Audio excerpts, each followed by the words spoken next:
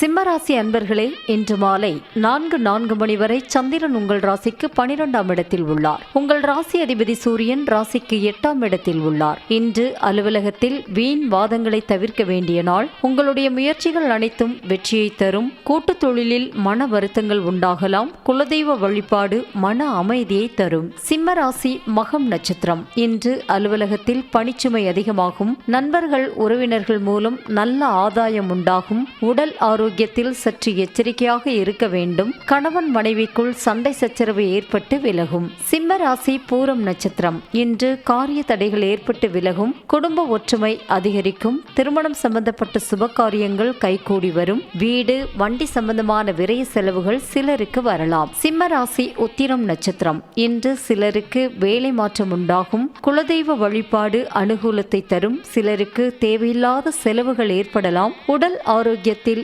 முன்னேற்றம் உண்டாகும். உங்கள் ராசி மற்றும் நட்சத்திர பலன்கள் முழுவதுமாக காண டிஸ்கிரிப்ஷனில் உள்ள லிங்கை கிளிக் செய்யவும்.